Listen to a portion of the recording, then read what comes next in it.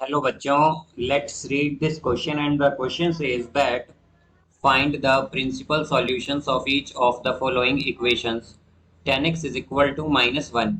तो आइए अब इस क्वेश्चन को यहाँ पर हम सॉल्व कर लेते हैं। इस क्वेश्चन में हमसे कहा गया है कि हमें यहाँ पर प्रिंसिपल सॉल्यूशन बताना है 10x इज इक्वल टू -1 के लिए। तो यहाँ पर हम की कॉन्सेप्ट यूज करेंगे that 10 pi minus theta is equal to minus tan theta and tan 2 pi minus theta is equal to minus tan theta।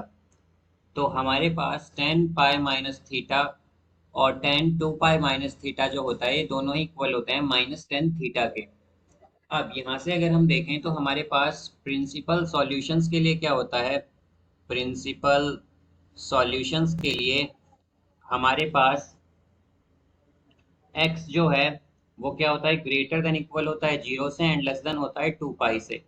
अब यहाँ पर हम अगर देखें तो हमारे पास ये 0 है, यहाँ पर ये होता है π/2, देन ये आता है पाई और ये होता है 3π/2 और यहाँ पर होता है 2 पाई। तो हम अगर देखें तो यहाँ पर ऑल ट्रिग्नोमेट्रिक रेशियोज क्या होते हैं, ये पॉजिटिव होते हैं। देन सेकंड में हमारे पास क्या होता है, साइन थीटा और कॉसेक थीटा जो हैं ये पॉजिटिव होते हैं। थर्ड में हमारे पास टेन थीटा और कॉट थीटा पॉजिटिव होते हैं।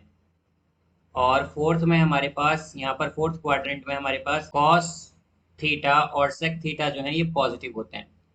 तो ये है हमारे यहाँ पर फर्स्ट क्वाड्रेंट, ये हो गया यहाँ से सेकंड, ये थर्ड क्वाड्रेंट और ये हुआ है हमारा यहाँ पर फोर्थ क्वाड्रेंट।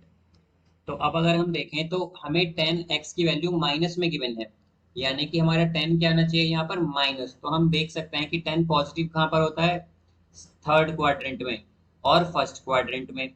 तो इन दो क्वाड्रेंट को छोड़कर हम जो बाकी दो क्वाड्रेंट है मींस सेकंड क्वाड्रेंट और फोर्थ क्वाड्रेंट, इसमें 10 की वैल्यू फाइंड कर लेंगे। बिकॉज इन सेकंड क्वाड्रेंट में क्या होता है, केवल साइन और कॉसेक ही हमारे पास पॉजिटिव होता है, बाकी सभी ट्रिग्नोमेट्रिक रेशियोज नेगेटिव होंगे। इसी तरह फोर्थ में केवल कॉस और सेक ही पॉजिटिव होते हैं, बाकी सभी ट्रिग्नोमेट्रिक रेशियोज नेगेटिव होंगे।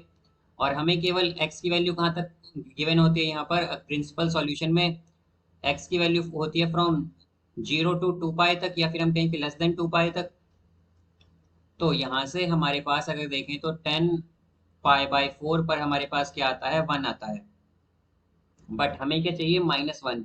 तो -1 कहाँ पर होगा, एक तो सेकंड क्वाड्रेंट में और एक होगा फोर्थ क्वाड्रेंट में। तो हमने क्या देखा था सेकंड क्वाड्रेंट के लिए की कॉन्सेप्ट में कि 10π माइनस थीटा इक्वल होता है -10 थीटा के। तो यहाँ से ये आएगा 10π माइनस थीटा का मतलब होता है सेकंड क्वाड्रेंट, तो ये होगा pi minus π/4 is equal to -1 आएगा हमारे पास। तो इसे अगर हम सॉल्व कर लें तो क्या होगा, ये होगा 3π/4 इज इक्वल टू -1।